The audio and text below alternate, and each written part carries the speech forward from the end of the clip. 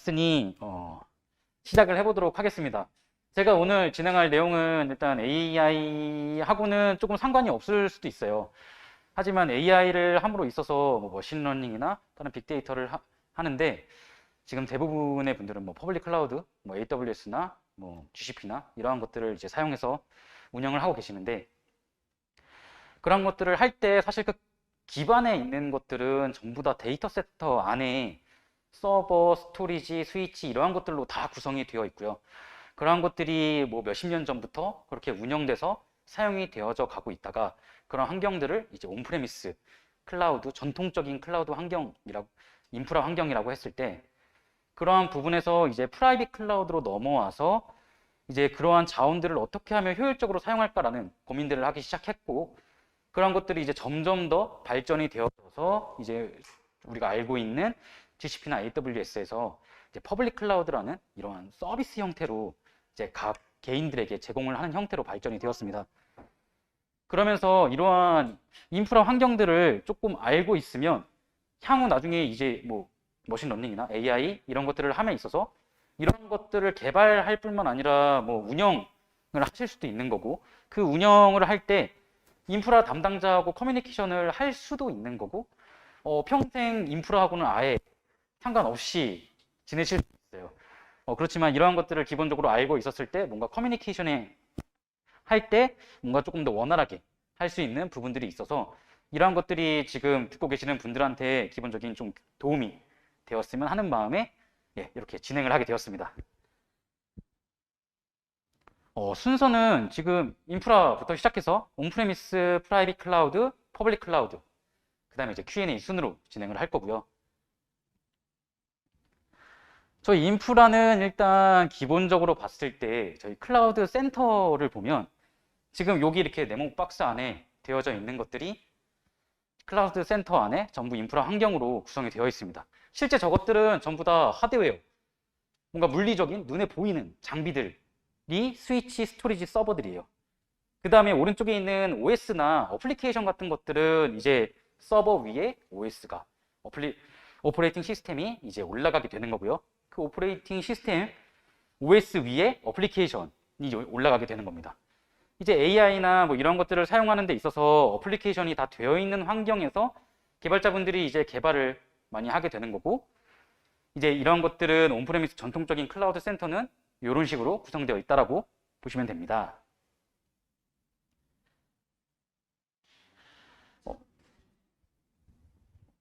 네, 지금 넘어갔습니다. 네. 지금 이제 클라우드 센터를 따지면 저희 CJ 올리브 네트워크스는 클라우드 센터가 송도에 있습니다. 송도 IDC에 있고, 말씀드린 대로 CJ 올리브 네트워크스는 CJ 안에서 CJ 계열사들의 그런 전반적인 인프라 그리고 뭐 운영 업무 이런 것들을 다 하고 있어요. 저희 안쪽에서도 그런 AI나 빅데이터를 하는 연구소들이 또 따로 있고요.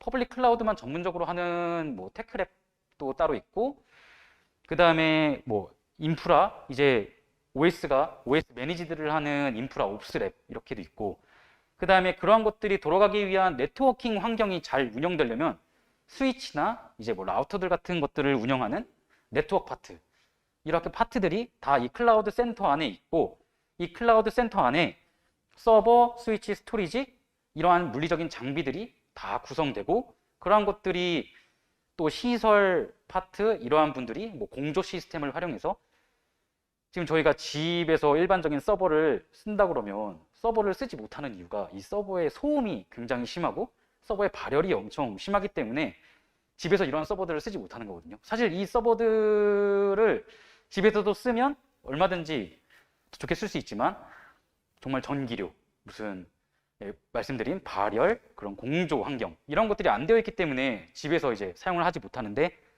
그러한 것들을 전문적인 이 클라우드 센터 안에 두고 사용함으로써 잘 쓸 수 있도록 구성이 되어 있는 게 이제 데이터 센터라고 보시면 됩니다. 저희는 이제 명칭을 약간 저희 CJ 데이터 센터를 이제 클라우드 센터라고, 약간 요즘 또 약간 트렌드에 맞춰서 클라우드 이름을 붙여서 클라우드 센터라고 부르고 있는데, 데이터 센터라고 보시면 됩니다. 그래서 예를 들어 네이버 같은 경우는 저희 춘천의 각이라고 해서 좀 유명한 데이터 센터가 있는데, 그런 부분들은 이제 공조 시스템을 더 바람을 이용해서 활용하고 더 자연 친화적으로 설계를 한 것들이 이제 네이버의 각 같은 데이터 센터고요. 이러한 데이터 센터는 각자 그런 그레이드가 있어서 매년 그레이드 측정을 나라에서 받고 그런 것들이 이제 이 데이터 센터가 얼마나 잘 운영되는지를 평가하는 기준이 되기도 합니다. 다시 들어와서 지금 인프라의 서버를 보면 서버가 제일 밑단입니다. 저희 서버부터 시작해서 이제 서버 이렇게 하나씩 올라가 보도록 할게요. 서버는 저희가 옛날부터 사용하던 유닉스 장비가 있습니다. 이게 뭐 IBM, HP, UX, 뭐 IBM의 뭐 커다란 P 장비 뭐 이러한 것들이 있는데 이제 유닉스 장비가 있고 x86이 현재 제일 많이 사용하는 저희 뭐 델, HP의 뭐 원유, 투유라고 하는 한 칸, 두 칸짜리를 사용하는 이런 일반적인 x86 장비들이 있습니다. 그 다음에 저 VM은 저 x86들을 모아서 이제 VM을 구성하는 건데 요거는 다음번 프라이빗 클라우드 때 한 번 더 말씀드리겠습니다. 서버의 종류를 보면 뭐 타워형, 렉형, 블레이드형 이렇게 굉장히 많은데요. 일반적으로 클라우드 데이터 센터에서 사용하는 서버는 지금 렉형을 대부분 사용하고 있고요. 이 클라우드 센터가 효율적으로 사용하기 위해서는 지금 클라우드 센터를 격자형으로 똑같이 짜놓고 거기에 렉을 하나씩 놓고 그 렉에는 이러한 렉형, 그 렉을 이렇게 커다란 바구니라고 생각하시면 저 렉형의 서버를 아래부터 한 칸씩 꽂아 나가는 형태로 구성을 하게 됩니다. 그래서 저희 데이터 센터는 다양한 서버들이 있을 수 있는데 이거를 뭔가 AWS나 뭐 GCP나 이러한 분들은 정말 똑같은 서버들을 몇천 대 이렇게 구성해서 다 구성해 놓고 사용하는 케이스가 많고요. 그러면 만약에 이런 서버가 하나 문제가 생기면 그 서버를 빼고 다른 서버를 끼워 놓고 마치 저희가 디스크 하나 고장나면 디스크를 빼서 다른 디스크 꽂아놓고 쓰듯이 서버를 그냥 빼놓고 똑같은 서버 다른 데서 똑같이 끼워 놓으면 똑같이 구성이 되는 그런 형태로 사용하는 데이터 센터들도 많습니다. 근데 저희는 일단 CJ는 계열사가 워낙 많기 때문에 그 계열사가 제각기 다양한 서버들을 다 구매해서 이제 저희 데이터 센터 안으로 들어오게 되고요. 그래서 막 무방비하게 이것저것 쌓여 있고 그런 것들을 더 효율적으로 운영을 하려고 하고 있습니다. 그래서 일단은 제일 많이 쓰는 게 렉형이고요. 이 지금 타워형 보시면 이게 저희가 일반적으로 가정에서 사용하는 그냥 PC라고 보시면 됩니다. 그리고 블레이드형은 저희 다세대 주택이나 약간 이러한 것들 빌라 같은 거 보시면 집 하나 안에 집 이렇게 각자 사는 분들이 여러 사람들이 이렇게 들어와서 살잖아요. 그런 것처럼 커다란 박스 안에 각 뭐 101호, 102호, 103호 이렇게 한 세대씩 들어와서 살고 있는 게 블레이드형입니다. 그런 것들을 총괄적으로 관리하는 주인이 있고 그 아래 서버들을 관리해 주게 되는 거죠. 그 다음은 스토리지입니다. 이 스토리지는 지금 서버 안에 디스크들이 많이 있는데 이 서버 안에는 디스크들을 꽂아 넣을 수 있는 게 한계가 있어요. 뭐 저희가 일반적으로 PC 같은 것들을 샀을 때도 디스크를 꽂아 넣을 수 있는 게 한계가 있기 때문에 그런 것들을 정말 데이터만 저장할 수 있고 디스크만 엄청 많이 넣을 수 있는 스토리지를 구매해서 스토리지를 같이 서버에 연결해서 사용합니다. 그런 스토리지는 이제 저희가 제일 많이 쓰는 게 이제 델 EMC, 이제 IBM HP, 그다음에 요즘 한창 떠오르는 게 넷앱 이렇게 스토리지를 많이 사용하고 있고요. 그런 스토리지는 이제 NAS랑 SAN 같은 이렇게 두 가지로 구분을 할 수 있습니다. 저희가 NAS는 저희가 그 웹 서버나 이런 이미지 파일들을 저장하는데 많이 사용하고요. 이런 것들은 그냥 네트워크로 연결해서 사용하는 스토리지고 일반적으로 저희 윈도우 서버에 공유 폴더 많이 잡아서 사용하잖아요. 그런 공유 폴더를 스토리지에서 대신 해준다고 보시면 됩니다. 그렇게 NAS 같은 형태로 많이 사용을 하고 그 다음에 SAN이 있는데 SAN은 저희가 이제 DB 서버가 DB 데이터가 엄청 방대하잖아요. 그거를 서버 안에 넣을 수 없기 때문에 지금 스토리지 안에 DB 데이터를 저장하기 위해서 SAN을 사용하고요. SAN 같은 경우는 일반적으로 네트워크 연결을 했을 때 저희가 뭐 KT 회선을 쓴다고 치면 뭐 100메가 회선, 뭐 원지 회선, 뭐 텐지 회선 이렇게 얘기를 하잖아요. 지금 텐지 회선이라고 보시면 됩니다. 전부 다 텐지 광 케이블로 연결되어 있는 게 센이고, 그래서 그렇기 때문에 DB 데이터를 쓸 때 속도가 굉장히 빠르게 이루어지는 게 스토리지 에리어 네트워킹 센입니다. 지금 이 센은 서버랑 연결될 때 지금 NAS 같은 경우에는 그냥 스위치로 저희가 IP로 접근해서 NAS 스토리지에 붙으면 되는데, 센 같은 경우는 저희가 센 스위치를 따로 둬야 되고요. 그리고 서버에는 센 전용으로 사용하는 HBA 카드가 꽂혀야 되고, 그 HBA 카드와 센 스위치와 스토리지가 FC 케이블로 이렇게 연결이 돼야 텐지로 사용할 수 있습니다. 사실 네, 그 다음에는 이제 스위치입니다. 저희가 이제 서버들 간에 통신을 하기 위해서는 아까 데이터는 센 통해서 뭐 스토리지에 연결을 하고 NAS도 사용한다고 했는데, 이제 서버가 그런 NAS 스토리지랑 연결을 하던가 아니면은 다른 서버하고 이제 통신을 하던가, 아니면 이 서버에 웹을 올려서 웹 용도로 사용을 하고 싶은데, 쇼핑 용도로 뭐 그러한 것들이나 인터넷 통신을 하고 싶다던가, 그런 것들을 하려면 그 서버에서 바로 나갈 수도 있지만 이 지금 스위치를 통해서 이제 나가게 됩니다. 저희가 지금 KT 회선을 아까 예로 들었는데, 집에서 KT 회선을 사용하더라도 저희 PC에서 그냥 나가는 게 아니라 또 가지각색의 KT 스위치들을 거쳐서 저희가 원하는 목적지에 당도를 하는 거예요. 그래서 지금 이러한 것들은 이 데이터 센터 안에 이 서버들 간에 어떻게 통신을 할 것인지를 다 정리가 되어 있고, 그러한 것들이 L2 스위치는 그냥 저희가 일반적으로 연결하면 바로 IP를 받아서 사용할 수 있는, 뭐 예를 들어서 뭐 일반적인 허브라고도 볼 수 있겠죠. 그런 L2 스위치가 있고, L7 스위치까지 가면 얘는 웹 서버에 뭐 로드 밸런싱이라고 해서 저희는 도메인을 찍고 뭐 google.com을 쳤을 때 이 google.com이 하나의 웹 서버만 있는 건 아니잖아요.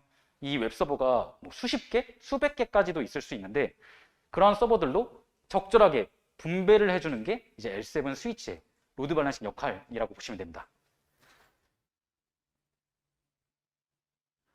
그러면 이제 스토리지에서 서버들은 스위치들을 통해서 통신을 하고 연결이 되는데, 그럼 이 서버 안에 저희가 사용하는, 제일 많이 사용하는 윈도우 아니면 뭐 리눅스, 레드햇, 센트오스, 그 유닉스라고 하면은 IBM의 AIX, 이러한 오퍼레이션 시스템이 설치가 돼야 됩니다.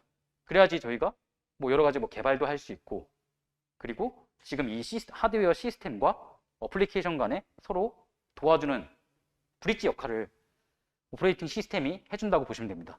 그래서 제가 말씀드린 것처럼 리눅스는 레드햇이나 센트오스, 네, 유닉스는 AIX, HPUX, 그 다음에 윈도우즈가 있고요. 그리고 일반적으로 저희가 뭐 많이 사용하는 맥이 있는데, 일반적으로 서버에서는 저 맥 OS를 사용을 하진 않아요. 네. 저도 왜 그런지는 한 번도 사용을 하지 않아서 잘 모르겠지만 사용은 하지 않고, 제가 봤을 때는 워낙 이제 맥이라는 게 프라이빗하고, 네, iOS나 뭐 애플사에 뭔가 특화된 것들이 있어서 실제로 저희가 개발하는 개발자분들은 맥 PC를 엄청 많이 쓰시더라고요. 네, 그런데 저도 사실 서버만 만지다 보니까 맥을 봤을 때는 사실 좀 다루기 어렵고 저는 잘 사용하지 않는 약간 이런 OS가 될 것 같아요. 네, 뭐 리눅스나 유닉스, 윈도우는 제가 앞서 말씀드린 내용들이 거의 대부분이고요. 사실 그냥 리눅스는 저희가 자유롭게 뭐 커스터마이징도 가능하고, 특히나 센트오스 같은 경우는 그러한 부분들이 가능해서 많이 썼는데, 센트오스는 이제 더 이상 센트오스 8부터 나오지 않게끔 되어서 이제는 센트오스를 안 쓰는 분위기고요. 지금 그래서 대부분 저희 회사도 그렇고 레드햇이 제일 엔터프라이즈 환경에서는 제일 적합하다고 생각해서 많이 사용하고 있습니다. 특히나 제일 많이 사용하고 있는 건 유즈 케이스도 많고 트러블 슈팅도 많이 되어서 뭐 문제가 발생했을 때 서로 그냥 복구하거나 그런 환경들을 개선하는데 제일 편안한 게 레드햇이라고 생각하고, 그 외에는 뭐 수세나 우분투도 많이 사용하고 있습니다.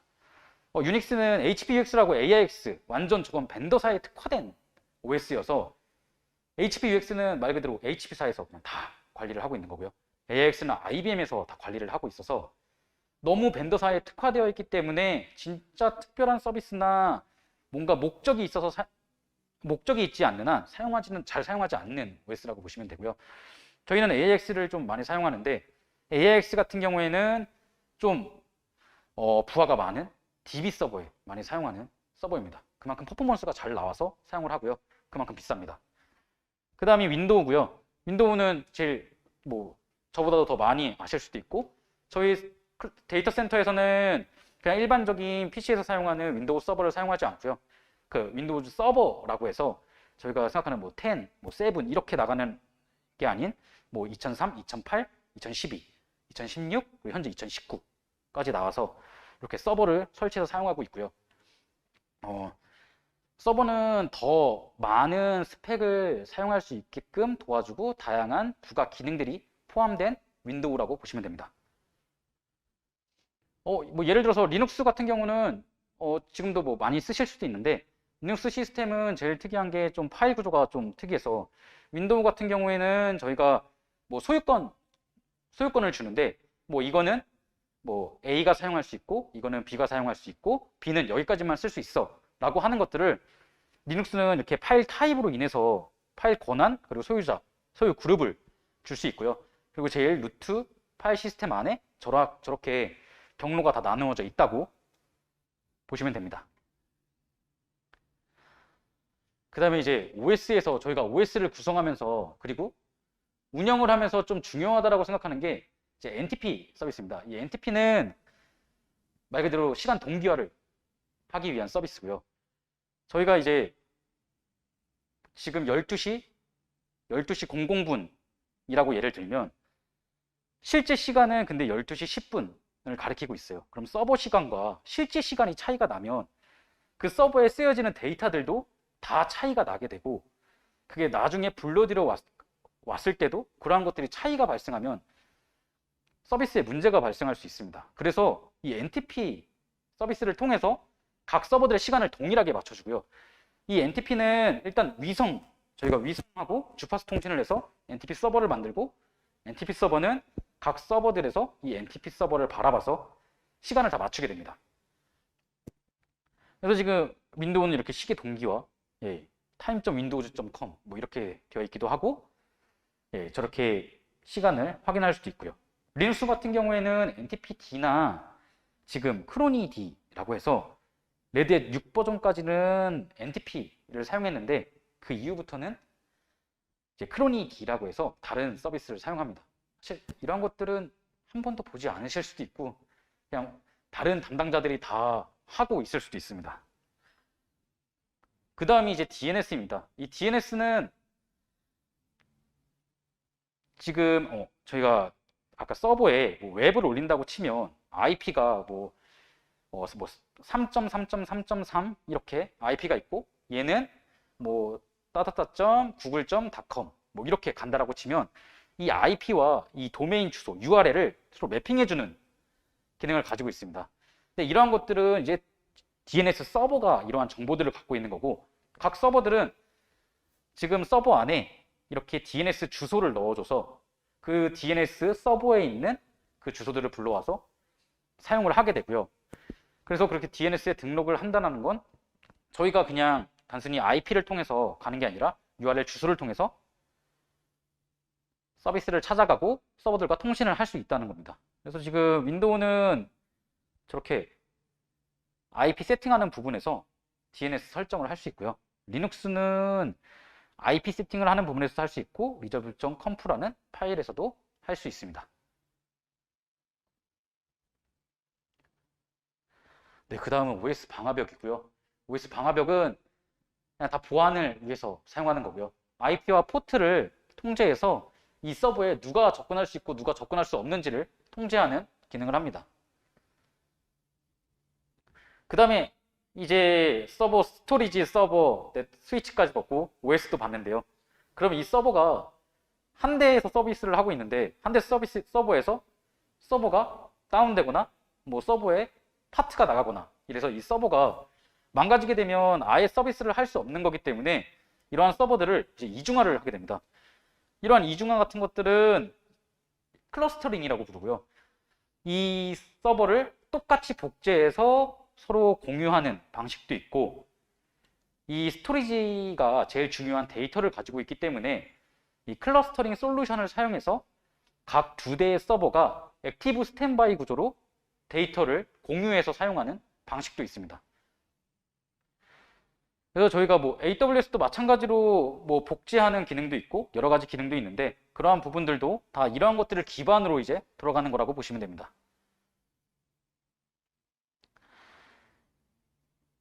이 클러스터링 솔루션 중에서 저희가 이거를 HA 솔루션이라고 부르는데, 가장 지금 좀 오픈소스이고 레드햇을 아까 리눅스에서 많이 사용한다고 했을 때 레드햇에서 사용하는 HA 솔루션은 이 페이스메이커가 있습니다. 이 페이스메이커는 지금 보시면은 SUSE, 뭐 우분투, CentOS, 리눅스에서는 전부 다 사용할 수 있는 오픈소스고요. 이거는 저희가 뭐 유미나 뭐 알펜 같은 것들로 설치도 다 가능하고, 어플리케이션으로 따지면 뭐 셉도 가능하고, 지금 도커나 MySQL, 뭐 오라클 같은 이런 어플리케이션들을 다 이 페이스메이커 안에 넣어서 뭐 A 서버에서 장애가 났을 때 이 A 서버에서 사용하고 있는 것들을 다 B 서버로 넘겨서 B 서버에서 서비스가 돌아갈 수 있게끔 해주는 솔루션입니다. 그래서 저희도 뭐 페이스메이커를 많이 사용하고 있는데, 사실 이게 오픈 소스이다 보니까 뭐 튜닝도 가능하고 여러 가지 활용 방안도 많아서 많이 사용은 하고 있지만, 말 그대로 또 오픈 소스이다 보니까 뭐 트러블 슈팅을 해야 되는 부분도 많이 있고, 그래서 약간 좀 계륵같이 좀 사용하고 있는 솔루션입니다. 네, 이거는 뭐 페이스메이커의 내용이고요. 넘어가고, 이게 지금 온프레미스의 제일 기본적인 서비스 구조의 예시라고 보시면 됩니다. 지금 아까 말씀드린 스토리지 센이나 나스가 맨 아래 붙어 있고요. 스토리지 센은 센 스위치에 붙어서 이제 DB 서버에 올라가고, 스토리지 나스는 L2 스위치를 통해서 저 위에 웹 서버로 올라갑니다.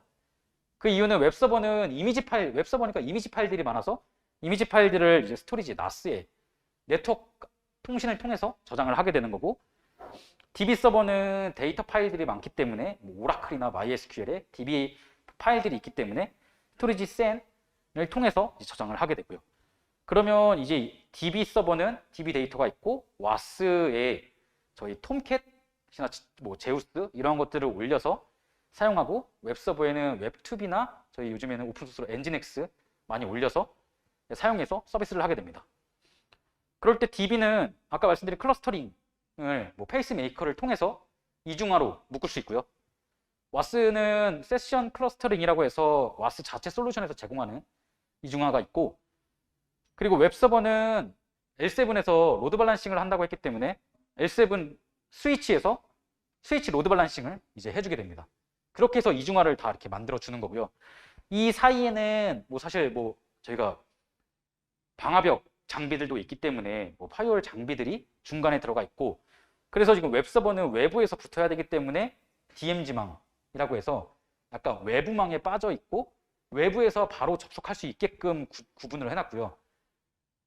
이 지금 내부망에 있는 와스나 DB 같은 경우에는 더 중요한 DB 데이터가 사실 제일 중요한 데이터이기 때문에, 그리고 굳이 이 와스나 DB에는 일반 사용자들이 붙을 필요가 없고 사람들은 웹 서버만 사실 바라보면 되거든요. 웹에서 내가 마우스 클릭을 해서 동작을 하면 그런 것들이 다 이 와스 DB에서 내부적으로 도는 거기 때문에 이 와스 DB는 내부망에 이제 두게 됩니다. 이게 사실 CJ에서 제일 서비스하는 기본적인 구조고요.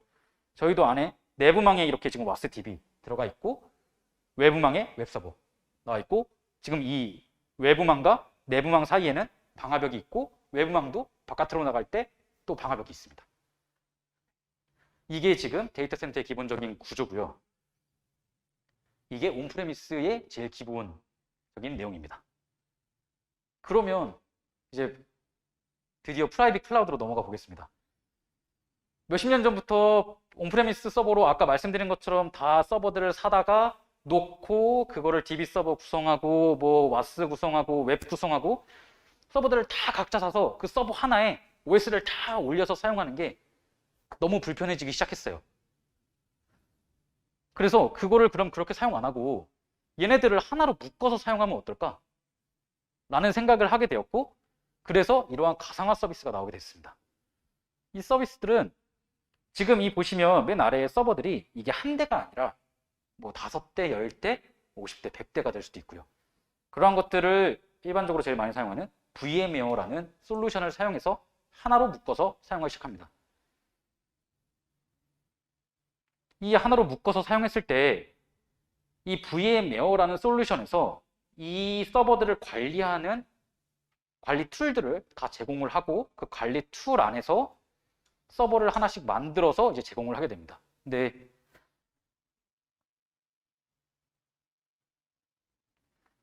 저희가 아까 처음에 말씀드릴 때 VMware라고 했는데 지금 보시면 VMware, 시트릭스, 하이퍼V 이렇게가 제일 대표적인 가상화 솔루션들이고 프라이빗 클라우드에서 많이 사용하는 솔루션인데 저희는 VMware를 제일 많이 사용하고요.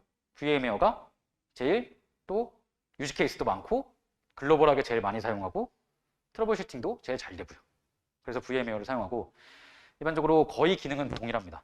네, 시트릭스 약간 서비스 측면에서 좀 다른 게 있다면 시트릭스는 VDI라고 해서 버추얼 데스크탑이라고 그냥 담당자들이 CJ를 예로 들면 저희가 서버를 접근할 때 그냥 로컬 PC에서 서버를 접근하면 사실 보안적으로 문제가 있어요. 저희가 그냥 PC를 잠깐 놔두고 갔을 때 누가 그 PC에 앉아서 뭔가 체크를 해서 들어갈 수도 있고 로컬 PC에 어떤 바이러스가 있을지 모르는데 서버를 바로 접근하는 건 문제가 있을 수 있어서 망을 분리해서 VDR은 버추얼 데스크탑을 한번 건너뛰어서 들어가게 됩니다. 그러면 로컬 PC에서 똑같은 PC가 하나 더 뜨게 되고요. 그 PC에서 그 똑같이 뜬 화면에서 서버를 리시 접근하게 되는 거죠. 이렇게 약간 보안적인 측면에서 약간 다 분리를 해서 VDR을 사용하게 되고 시트릭스는 약간 그런 측면이 있고 하이퍼V는 사실 저도 사용을 안 해봐서 잘 모르겠는데 VMware가 제일 좋은 것 같습니다. 그다음에 이 가상화 서비스는 말 그대로 아까 그 서버들을 다 묶어서 사용을 한다고 했잖아요. 이거는 CPU를 어떻게 묶는지를 보여주는 사진이에요.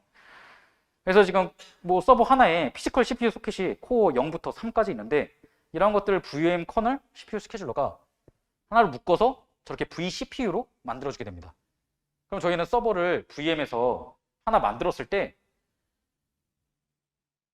이 물리적인 CPU는 상관없이 저 위에 있는 vCPU를 할당해서 사용하게 되고 그러한 것들은 VM의 자체적인 스케줄러가 정리를 해서 내가 이 실질적인 물리 CPU하고는 상관없이 그냥 이 CPU, vCPU나 그러니까 저희가 그냥 물리적으로 CPU를 사용했을 때는 서버 하나에 CPU 뭐 4코어라고 하면 이 4코어를 다 쓰면 끝인데 사실 얘가 4코어를 다 쓸 때도 있고 4코어를 다 안 쓸 때도 있잖아요. 그래서 4코어를 다 안 쓸 때는 다른 서버에 이 안 쓰고 있는 뭐 2코어 정도를 빌려줘서 다른 서버에서 사용하게끔 VMware가 스케줄링을 해주는 거예요. 그거는 마찬가지로 뒤에 나오는 메모리도 마찬가지입니다. 네. 메모리도 사실 우리가 서버에 64기가를 할당한다고 해서 이 서버가 64기가를 24시간 내내 64기가를 쓰는 건 아니잖아요. 그래서 그걸 안 쓸 때는 다른 서버가 쓸 수 있게끔 도와주고 그러한 정치적인 스케줄링을 VMware가 도와준다라고 보시면 됩니다. 네트워크 기술도 있어요. 네트워크 기술은 저희가 IP가 굉장히 많은데 사실 IP도 한정이 되어 있고 저희가 뭐 IP 버전 6를 사용한다고 얘기를 하지만 사실 IP 버전 6는 거의 사용하지 않고 IP 버전 4가 모자르다고 하지만 IP 버전 4를 계속 사용하고 있잖아요. 그러한 것들을 지금 이 VMware에서도 자기네들이 다 정리를 해서 얘한테 임의의 IP를 할당해 줄 수도 있고요. 그런 네트워크 같은 것들도 VMware 솔루션에서 다 관장을 하고 있습니다.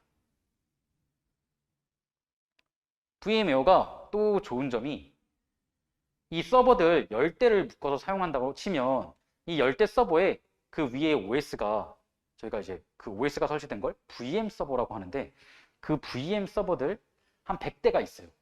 실제 물리적인 서버는 10대고 VM 서버는 100대가 있는데 이 100대가 이 각 한 대에 10대씩 할당이 돼서 돌아가다가 이 서버 한 대가 만약에 문제가 생기면 서버 한 대에 있는 10대가 각 나머지 9대로 자연적으로 분산이 됩니다. 그러니까 서비스의 연속성이 살아있는 거죠. 그렇게 살아있게 해주는 게 VM웨어의 역할이고, 그 서버가 문제가 생겨서 뭐 문제를 해결하고 다시 투입을 하면 9개 서버로 분산됐던 서버들은 다시 그 연결한 수리한 서버로 다시 넘겨서 사용할 수 있는 거죠.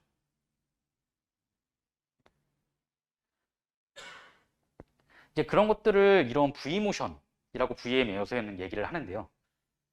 V모션은 지금 내가 뭐 A 서버가 1번 물리적인 서버에 있는데 그거를 내가 온라인 중에 2번 서버로 이제 마이그레이션을 시킨다라는 게 V모션이고요. 그렇게 서버들을 옮겨 다니면서 사용하니까 얘네가 아래 물리적인 장비들의 고장과 문제 생기는 것들에 상관없이 그냥 어떤 서버에 있어도 상관없이 다 운영이 가능한 거고요. 사실 이거는 퍼블릭 클라우드도 마찬가지로 이렇게 운영이 되고 있는 거예요. 그래서 퍼블릭 클라우드에서도 아래 물리적인 장비의 사건, 사고나 폴트는 굉장히 많이 날 거예요. 진짜 디스크가 나간다거나 메모리가 나간다거나 뭐 팬이나 파워 이러한 물리적인 장비들이 굉장히 많이 고장나고 또 폴트가 생길 텐데, 이러한 솔루션 때문에 그러한 것들을 사용자는 인지를 하지 못한 채 지나가게 되는 거죠. 지금 서버를 뭐 물리적인 서버를 10대 사용할 때 VM 서버를 90대만 사용해서 각 물리적인 서버에 10대씩 들어간다고 치면 사실 서버 한 대는 남잖아요. 그 서버는 안 쓰고 그냥 꺼 넣을 수 있게 하는 거고요. 그렇게 하는 이유는 이 VM이라는 게 장점이 더 이 하드웨어 스펙을 끝까지 다 사용할 수 있게끔 하는 게 장점이지만, 단점도 될 수 있는 게 너무 이 하드웨어 스펙을 끝까지 사용하다 보니까 물리적인 폴트가 많이 납니다. 저희가 집에서 PC 사용할 때 뭐 발열도 많이 나고 그렇지만 뭐 메모리 교체나 이런 것들은 많이 안 하잖아요. 그게 저희가 집에 있는 PC는 그렇게 막 100%까지 CPU나 메모리를 다 사용할 일이 별로 없어요. 근데 지금 이 VM 솔루션을 사용하면 얘네는 지금 퍼포먼스를 거의 100% 끌어낼 수 있으면 120%까지 다 끌어낼 수 있게끔 사용을 하기 때문에 하드웨어 폴트가 굉장히 많이 나는데, 그런 것들을 방지하기 위해서 사용 안 하는 서버들은 자동적으로 꺼서 사용하는 서비스입니다. 근데 잘 사용은 하지 않습니다. 대부분은 다 그냥 모든 걸 퍼포먼스를 극한까지 끌어내려고 하는 게, 사실 한국 사람들도 약간 그런 게 있어서 전부 다 영혼 끝까지 다 뽑아내려고 하는 게 사람인지라 끝까지 다 사용하게 되고요. 네, 이거는 아까 말씀드린 뭐 서버 페일 났을 때 하는 것들이고, 스토리지도 마찬가지로 저희가 디스크 로컬 PC에 300기가 꽂혀 있는데 300기가 항상 300기가를 풀로 다 쓰는 건 아니잖아요. 처음에는 뭐 OS 깔고 이래서 20기가 정도 쓰다가 데이터가 쌓이고 뭐 이미지들이 쌓이고 여러 가지가 쌓이고 게임도 깔고 이러다 보면 100기가, 200기가 이렇게 쓰게 되는데, 그런 것들도 스토리지도 서로 공유를 해서 사용해서 이 서버에 100기가를 줬지만 100기가를 할당해서 이 서버에는 100기가가 보여요. 하지만 당장 스토리지에서는 걔한테 실제 쓰고 있는 영역만 할당해 놓고 쓰는 게 디스크 쉐이빙 방식입니다. 그래서 최대한 효율적으로 사용할 수 있게 하는 거고요. 전반적으로 앞에서부터 지금까지 얘기를 드린 걸 보면 프라이빗 클라우드, 이런 가상화 기술은 서버나 스토리지를 끝까지 다 사용하기 위해서 얼마나 더 효율적으로 사용하는가가 중점으로 해서 만들어지게 됐습니다. 계속 그렇게 사용하고 있고요. 그래서 이러한 것들은 지금 하드웨어부터 OS까지 또 관리를 하는 게 굉장히 중요합니다. 이거는 운영 측면에서도 굉장히 중요하고요. 우리가 항상 모니터링을 해야 되잖아요. 이게 얼만큼 들어갔고, 퍼블릭에서도 모니터링을 해야 되는 화면들이 굉장히 중요하고, 그러한 것들을 통해서 비용을 더 세이빙 시키고 더 나아질 수 있는 환경으로 만드는 거기 때문에 모니터링 화면이 굉장히 중요하고요.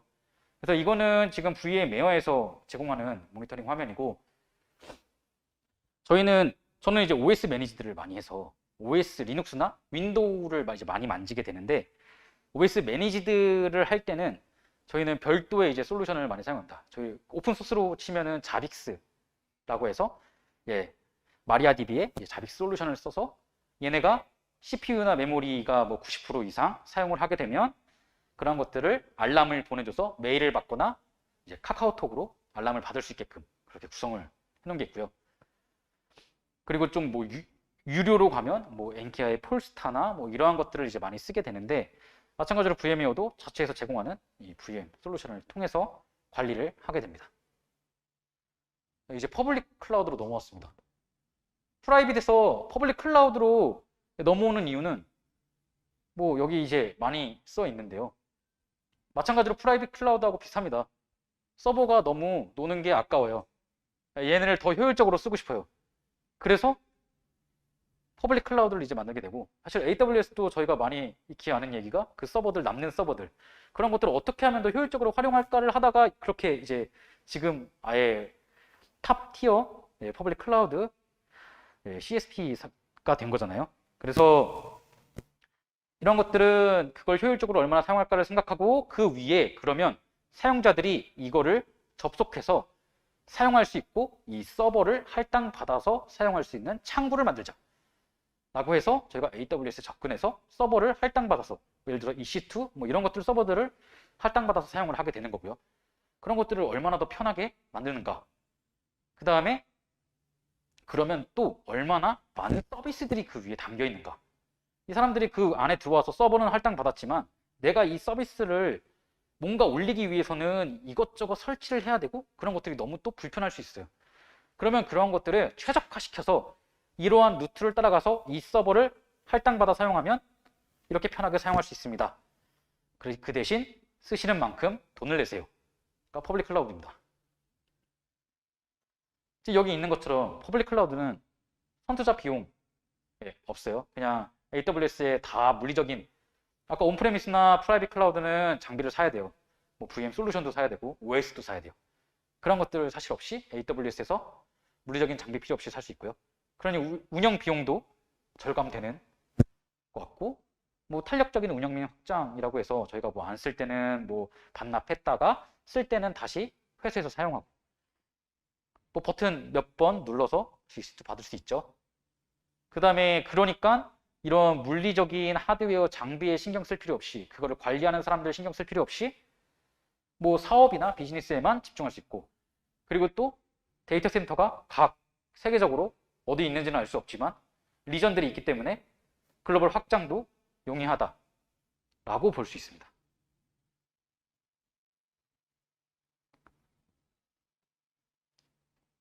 그럼 대표적인 퍼블릭 클라우드 서비스 플랫폼은 구글 클라우드, 그다음에 구글 클라우드는 뭐 머신러닝이나 뭐 구글 디벨로퍼 이런 것들이 활성화되어 있기 때문에 머신러닝 이런 것들에 많이, 그리고 쿠버네티스 이런 것들에 초점이 맞춰져 있고 그런 것들을 사용하기 위해서 많이 사용하고요. 그다음에 애저는 MS에서 만든 거잖아요. 저희가 제일 의존도가 높은 게 사실 윈도우예요. 그러니까 윈도우를 쓰거나 그냥 일반적인 서버 환경에서도 윈도우를 쓴다면 애저는 MS 거니까 MS가 우리 OS 써, 애저 써, 그러면 조금 더 싸게 해줄게. 약간 이런 느낌으로 접근하는 게 애저고요. AWS는 그냥 뭐 현재로서는 약간 넘사벽인 탑티어 서비스고, 서비스 종류도 제일 많고 그리고 유지 케이스도 많고 마찬가지로 트러블 슈팅도 많고, 계속 얘기하는 게 저희가 제일 많이 사용을 할 수밖에 없는 게 유지 케이스가 많고 트러블 슈팅이 많으면 저희가 안정적으로 사용할 수 있다고 하는 거니까 기업들 입장에서는 제일 좋아요. 사실 제가 뭐 예를 들어서 뭐 올리브영 온라인몰 앱을 켰는데 온라인몰 앱이 잘 안 돼요. 올영 세일 한다고 들어갔는데 첫날도 안 되고 마지막 날도 사람들이 너무 붐벼요. 그런데 이제 그러한 것들을 뭔가 더 획기적으로 로드 밸런싱 해주고 해줄 수 있는 게 AWS이다 라고 말할 수 있지만, 여기엔 좀 더 반대급부는, 하지만 AWS는 쓰면 쓸수록 비용이 나오기 때문에 그렇게 사람이 많이 몰리면 더 비쌀 수 있다라는 게 좀 있죠. 그 다음에 이게 글로벌하게 있는 CSP 사업자고, 이제 국내에는 NCP라고 해서 네이버 클라우드 플랫폼이 있습니다. 네이버 클라우드 플랫폼이 사실 국내에서 봤을 때는 국내에서는 제일 탑 티어고요. 네, 1티어인데 문제는 네이버도 결국에는 AWS를 계속 따라가다 보니까 AWS가 새로운 서비스를 런칭하면 네이버도 그걸 따라서 이제 좀 허겁지겁 서비스를 런칭하는 경향이 없지 않고, 그렇기 때문에 그런 트러블 슈팅이나 유즈 케이스가 많이 없어서 좀 문제가 발생할 수 있고, 그런 것들은 예로 들면 AWS는 저희 아까 로드 밸런싱 하면서 뭐 HTTP, HTTPS 뭐 이렇게 쓰면 HTTPS는 시큐어한 거기 때문에 인증서를 이제 넣고 쓰게 되는데, 네이버는 인증서를 로드 밸런싱 스위치에 놓을 수 없는 구조로 되어 있어요. 그러면 무조건 인증서를 서버 안에 둬야 되고, 그렇다 보면 더 신경 써야 될 게 많거든요. 뭐 단적으로 예를 들면 뭐 그러한 불편한 점들이 있고, 그러한 것들을 이제 뭐 AWS 따라서 쫓아간다라고 하면 더 많이 분발을 해야 되는 수밖에 없는 거고, 그거는 후발주자라서 사실 어쩔 수 없다고 봐요. 그렇지만 뭐 국내 기업이 하는 거고, 그렇기 때문에 조금 더 뭐 믿을 수 있고 의사소통 면에서는 조금 더 편리하다라고 볼 수 있죠. 네, 뭐 제일 글로벌하게는 1티어인 AWS의 서비스들인데요. 사실 뭐 이렇게 많은 서비스들이 있고, 이러한 것들을 사실 다 써볼 기회는 많지 않아요. 저도 다 써본 적은 없고 그냥 말만 들은 서비스들도 많고요. 네이버는 마찬가지로 또 이렇게 있어요. 네이버 한글이라 너무 마음이 편하네요. 네, 이해도 잘 되고 뭔지 알 것 같아요. 하지만 뭔가 더 많이 없는 것 같긴 하죠. AWS만큼. 그러면 이제 온프레미스하고 AWS 환경을 비교를 해보는 게 이해하는데 조금 도움이 될 것 같아요. 위에서부터 내려와 보면 보안 측면에서는 물리적인 방화벽, 뭐 ACL, 관리자들이 있어요. 근데 AWS 퍼블릭 클라우드에는 보안 그룹이나 네트워크 ACL, 그래서 AWS IAM을 통해서 사용자들을 관리하고 ACL들을 정리할 수 있어요. 네트워크로 보면 라우터나 네트워크 파이프라인, 케이블들, 스위치 이러한 것들을 관리자들이 설정을 하고 따라가야 되는데, 그런 것들을 지금 VPC라는 커다란 그룹 안에 통제를 할 수 있고, 엘라스틱 로드 밸런싱을 통해서 뭐 이중화를 할 수 있어요. 그 다음에 서버는 온프레미스 서버에서 물리적인 서버들을 다 구매하고 해야 되지만, AWS에서는 뭐 EC2나 EC2 인스턴스를 그냥 발급받아서 사용하면 그만이에요. 그 다음에 스토리지 및 데이터베이스도 다스나 뭐 센, 나스를 통해서 있지만 퍼블릭 클라우드 저런 서비스들이 다 있어요. 그러니까 지금 이것들은 커다란 퍼블릭 클라우드 환경 안에서 저희가 클릭을 통해서 전부 다 퍼블릭 클라우드는 사용할 수 있고요. 지금 온프레미스는 이러한 것들이 물리적으로 다 구성이 되어야 사용할 수 있고, 이러한 것들을 관리하는 관리자들이 있다라고 보시면 돼요. 하지만 여기서도 저 퍼블릭 클라우드도 물리적인 데이터 센터가 어딘가에 있을 테고, 물리적인 그 데이터 센터를 관리하는 사람들은 분명 있을 테지만 저희는 몰라도 된다는 거죠, 그냥. 이제 3T 아키텍처로 AWS를 보면 사실 뭐 VPC로 커다란 그룹을 만들고, 그러한 것들을 지금 퍼블릭 서브넷, 그럼 아까 외부망 저희 온프레미스 할 때 DMZ망, 외부망이라고 했던 인터넷이 가능한 환경이 있고, 프라이빗 서브넷이라고 해서 기본적으로 직접 인터넷은 불가능하지만 서로 서버들끼리 통신할 수 있는 환경을 이렇게 구분할 수 있고요. 이러한 화면은 AWS에서 다 선택해서 구조를 만들고 저희가 서버들을 다 넣을 수 있죠. 그래서 그런 것들을 라우팅을 하고 시큐리티 그룹을 줘서 어떤 사람들이 접근을 할 수 있는지, 어떤 사람들은 접근할 수 없는지를 다 구분해서 넣을 수 있어요. 그 다음에 이 서버들은 EC2 서버들을 통해서 서버들을 다 만들 수 있고요. RDS를 통해서 DB나 이런 것들이 다 구성되어 있는 서버들을 받아서 사용할 수 있어요. 지금 저 화면을 보시면 지금 잘 안 보이긴 하는데, 제일 왼쪽 게 온프레미스고, 그 중간 게 아마존 EC2, 그 오른쪽 게 아마존 RDS입니다.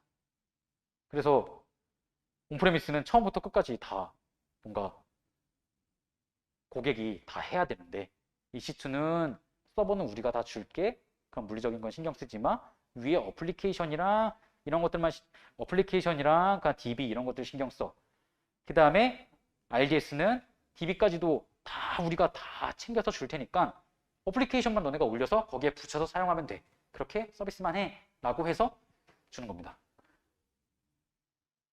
그러면 그렇게 받은 서버들을 아까 온프레미스처럼 결국엔 또 이중화를 해야 되는데 그런 이중화를 해주는 게 ELB, 로드 밸런싱, 엘라스틱 로드 밸런싱이 되겠고요.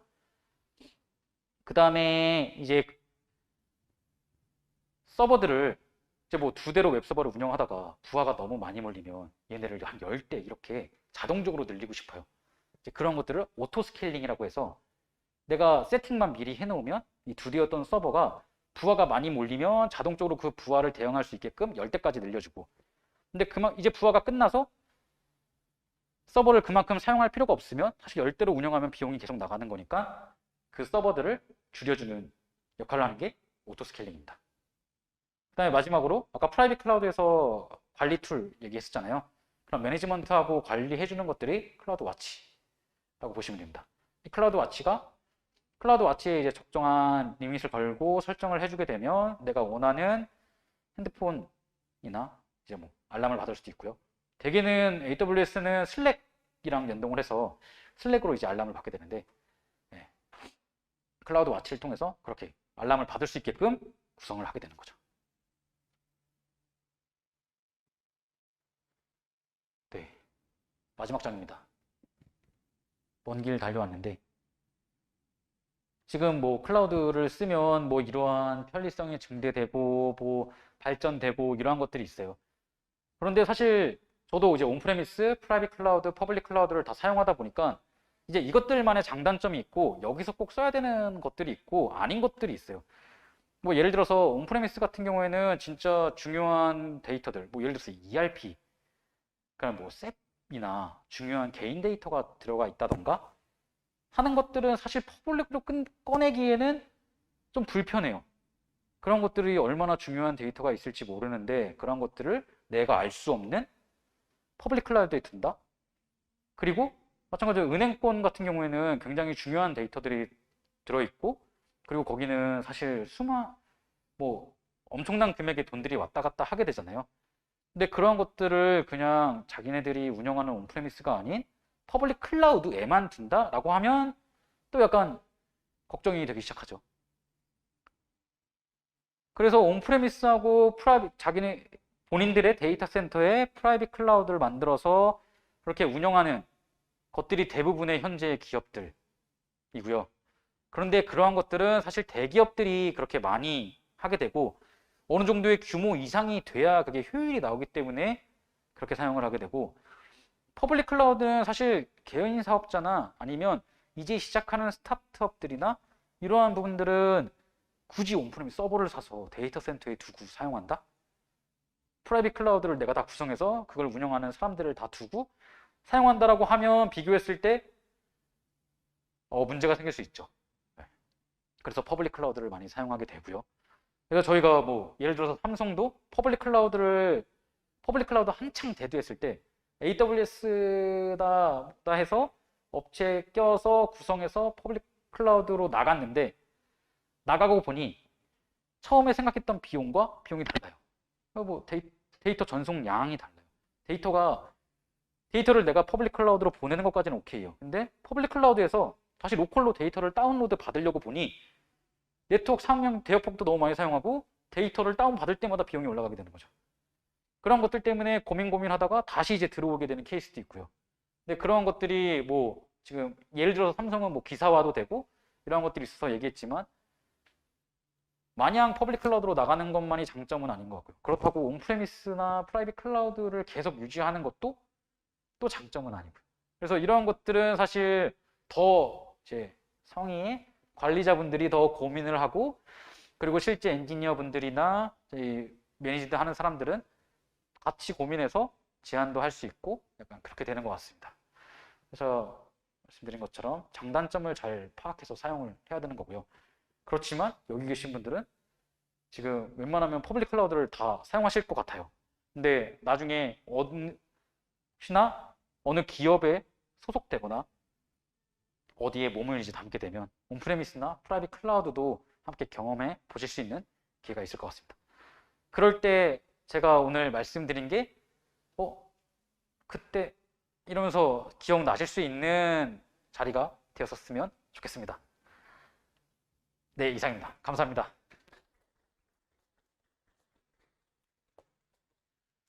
네, 고맙습니다. 네, 다시 한번, 네, 우리 발표해주신 연사님께 한 번 더 박수 한번 부탁드립니다.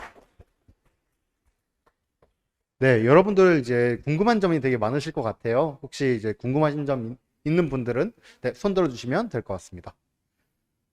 네, 먼저 질문 주시면 될 것 같습니다. 네, 안녕하세요. 제가 늦게 와서 앞부분을 잘 못 들었는데요. 그 앞에 온프레미시스에 대해서 설명해 주셨는데 실제로 회사에서 사용하시는 게 그러면 뒤에 하이브리드 그 뒤에 퍼블릭도 이제 클라우드도 말씀해 주셔가지고 하이브리드로 운영이 되는지 좀 궁금했고요. 그리고 아까 온프레미시스에서 그 이제 모니터링을 할 때 VM웨어를 통해서 한다고 말씀 주셨는데 그러면 만약에 하이브리드로 운영하고 계신다면 그 클라우드에서는 이제 어떻게 그 모니터링을 하고 계신지, 그리고 약간 쿠버네티스 같은 것도 만약에 회사에서 쓰고 있으면 그거에 관련된 이제 비주얼 그 이제 모니터링 툴이 있는 걸로 알고 있는데 그런 걸 따로 이제 쓰시는지 궁금했고요. 그 첫 번째 질문이고요. 그 두 번째 질문이 아까 NCP가 우리나라에서 1위라고 하셨는데 그 네이버 말고 NHN이 우리나라에서 더 먼저 생긴 걸로 알고 있거든요. NHN은 지금 어떤 상황인지 저는 국내 상황을 잘 모르고 있어가지고 도메스틱한 클라우드를 써본 적이 없어가지고 혹시 NHN도 어떤 위치에 있는지 좀 궁금했습니다. 네, 일단 앞에 거부터 말씀드리면 저희는 계열사를 제가 하고 있는 업무는 계열사 매니지드를 하고 있는데 이제 계열사 상황에 따라 조금씩 달라요. 근데 원래는 저희도 약간 보수적으로 온프레미스랑 프라이빗 클라우드만 사용했어요. 근데 프라이빗 클라우드도 그 계열사에서 각자 장비를 구매해서 본인들이 프라이빗 클라우드를 구성해서 그것들을 운영하는 형태로, 그러니까 온프레미스와 프라이빗 클라우드 형태로 많이 사용을 했는데 요즘에는 이제 일부 뭐 글로벌하게 서비스하는 것들은 퍼블릭 클라우드로 나가서 이제 하이브리드 클라우드 형태로 사용하는 계열사들이 많고요. 저희도 서비스를 프라이빗 클라우드뿐만 아니라 하이브리드 클라우드로 제공할 수 있도록 많이 도움을 드리고 있어요. 그래서 저희가 CSP는 클라우드 이제 사업자인데 MSP라고 해서 관리까지 해주는 사업자들이 이제 있는데 저희도 지금 AWS나 GCP 그다음에 이제 네이버 클라우드까지 해서 그런 것들을 이제 구성할 수 있게끔 각 기업들의 계열사들의 도움을 주고 있고 그것들을 이제 운영까지 하게 되는 이러한 형태로 같이 이제 운영을 하고 있고요. 그 관리는 일단은 퍼블릭 클라우드는 요즘에 데이터독을 많이 사용하고 있는 것 같아요. 데이터독, 예, 데이터독을 많이 사용하고 있고 데이터독이 일단 저는 좀 불편했어요.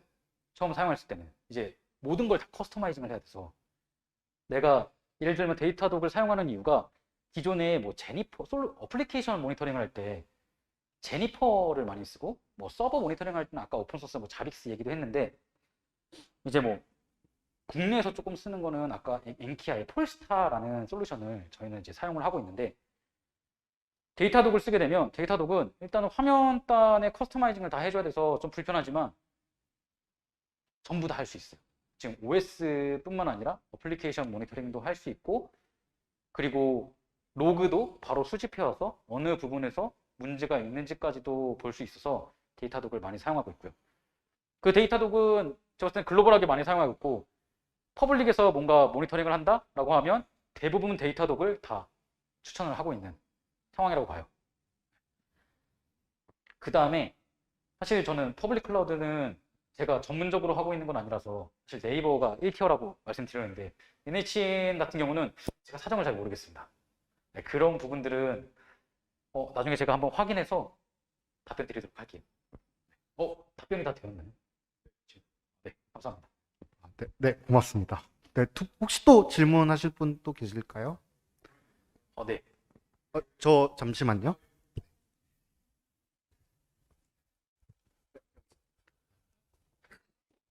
저 페이로버 관련해서 궁금한 점이 있는데요. 네. 사실 좀 저도 불만이긴 한데 네. 저희는 DB 쪽의 페이로버를 저희 수동으로 하고 있습니다. 그래서 혹시 뭐 그런 설득할 만한 게 좀 있을까 싶어서요. 혹시 그 올리브 네트워크스는 페일오버를 오토로 하시나요? 아니면은 수동으로 하시나요? DB 쪽 페일오버 솔루션은 어떤 걸 사용하고 계시나요? 저희 카보나이트를 사용하고 있습니다. 제가 한 번도 들어본 적이 아, 없네요. 네, 유명하진 않은데 저희도 사실 이걸 걷어내고 네. 좀 오픈 소스로 변경하고 싶은데 만약에 오픈 소스 OS는 혹시 어떻게 되세요? 우분투 20 버전 씁니다. 우분투를 쓰고 있고 거기에 지금 HA 솔루션을 사용하고 DB는 어떤 걸 쓰고 계신가요? EDB 사용하고 있습니다. DB 사용하고 있고요. 그러면 지금 그냥 무료로 간다면 사실 페이스메이커도 가능할 것 같고요. 페이스메이커를 구성해서 페이스메이커 안에 두고 쓰는데 사실 제가 EDB가 어떤 구조로 되어 있는지 스토리지에서 할당받아서 쉐어드 볼륨으로 파일 시스템 사용합니다. 파일 시스템으로 사용하고 있는 거예요? 예. 그러면 페이스메이커는 조금 힘들 것 같고 그냥 파일 시스템을 사용하고 스탠바이 쪽에도 똑같은 파일 시스템을 사용해서 그럼 복제는 어떻게 하고 계신 거예요? 그냥 싱크를 맞춥니다. 싱크를 맞춰놔서 그냥 복제해서 넘기는 거예요? 예, 예. 뭐 저희는 유료 그거는 지금 오픈 소스를 쓰시는 거잖아요. 저희 그 카보나이트 무료인가요? 유료입니다. 유료예요? 예, 저희도 걷어내고 싶어서. 그러면 저희는 그냥 서드 파티로 사용하는 솔루션이 있는데 지금 멘텍의 MCCS라는 걸 사용하고 있어요. 예. 멘텍 거를 사용하고 있는데 사실 국내 솔루션이 유지 케이스가 많지는 않고 하지만 그래도 저희가 계속 사용해 보니 MCCS가 그래도 나쁘진 않아서 조금 추천해 드릴 수 있고 MCCS도 마찬가지로 미러 방식이 있어서 얘네가 자체적으로 자기네들 솔루션으로 복제를 떠서 사용하는 방식이 있어요.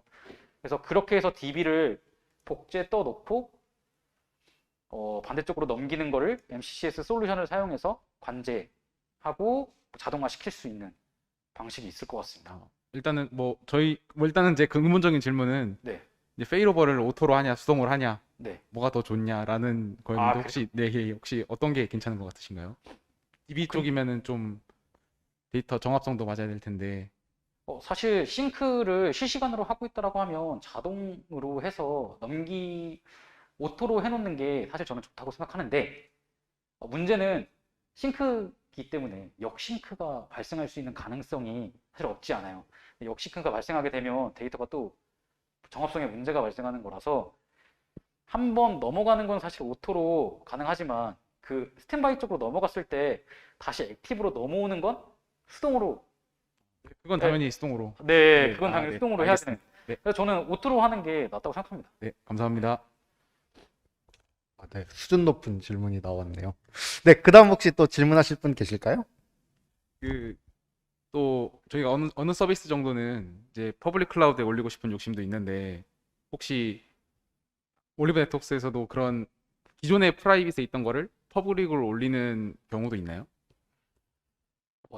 제가 아까 SAP ERP 같은 것들은 온프레미스에 두는 게 네. 좋다라고 말씀드렸는데 비즈니스 서비스 쪽으로요. 비즈니스 서비스는 그 마켓 솔루션 같은 것들요. 뭐 예를 들어서 지금 뭐 올리브영의 온라인몰 같은 경우는 온프레미스에 있긴 한데 온라인몰의 어플리케이션에 온라인몰의 일부 서비스는 퍼블릭에 올라가 있습니다. 그리고 또 이제 그 온라인몰 앱에 글로벌 마켓이 따로 있는데 그 글로벌 마켓은 지금 퍼블릭 클라우드에 올라가 있어요. 그런 것처럼 그러니까 글로벌하게 사용자들이 접근하는 솔루션 같은 것들은 퍼블릭에 많이 올려놓고 사용하고 있는 형태입니다. 감사합니다. 네, 혹시 질문이 없으면 네, 여기서 마쳐도 될까요? 네, 오늘 발표해 주신 연사님께 한 번 더 박수 부탁드립니다.